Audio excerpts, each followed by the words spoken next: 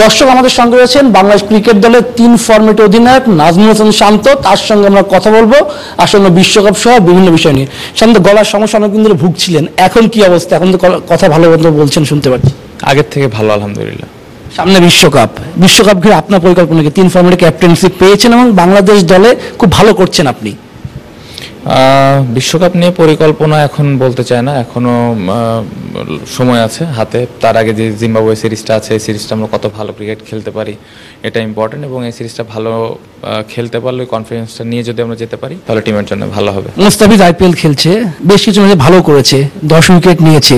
মোস্তাফিজ যেমন পারফরমেন্স, আপনার মূল্যায়নটাকে মোস্তাফিজ কেমন দেখেছেন? অবশ্যই ভালো করছে, চেষ্টা করছিল, যখন দেশে ছিল তখন থেকে চেষ্টা করছিল কিভাবে ভালো করা যায়, কিভাবে বোলিংটা আরেকটু ইমপ্রুভ করা যায়। সো আলহামদুলিল্লাহ ভালো করতে পারছে, এবং যদি এটাও কন্টিনিউ করতে পারে তাহলে আমাদের টিমের জন্য ভালো হবে। নাজমুল শান্ত 3 ফরম্যাটে ক্যাপ্টেন্সি করছে, শান্ত কেমন লাগে? এবং এই ক্যাপ্টেন্সি করাটা বাংলাদেশের প্রেক্ষাপটে একজন ক্রিকেটারের জন্য কতটা কঠিন হয়ে যায়? না, কঠিন না, আমার কাছে তো আনন্দের এবং গর্বের, এবং এনজয় করছি সোফার।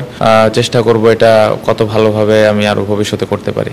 রাজশাহীর ছেলে ক্যাপ্টেন, পাইলট ভাই ক্যাপ্টেন ছিলেন, আপনিও ক্যাপ্টেন হয়েছেন, বিষয়টা কেমন লাগে? পাইলট ভাই কখন কোনো কথা হয় কিনা ক্যাপ্টেন্সি নিয়ে, কিভাবে ইমপ্রুভ করা যায়, কোথায় কোথায় কাজ করা যায়?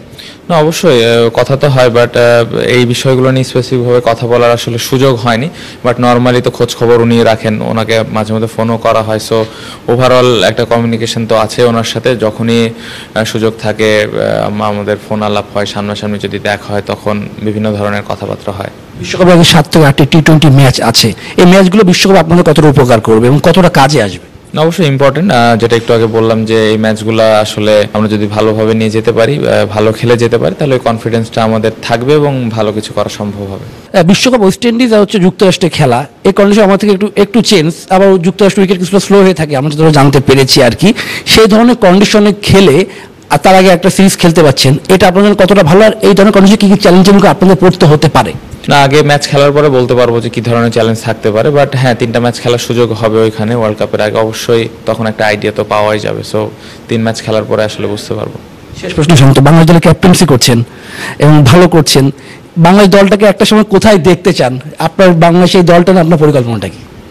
না, পরিকল্পনা একটাই যে আমরা এখনো তো পর্যন্ত একটা ট্রফি জিতি নাই। এই টিমটা যদি আমরা একটা ট্রফি জিততে পারি অবশ্যই অনেক বড় অ্যাচিভমেন্ট হবে, বাট এটা অনেক লম্বা একটা প্রসেস।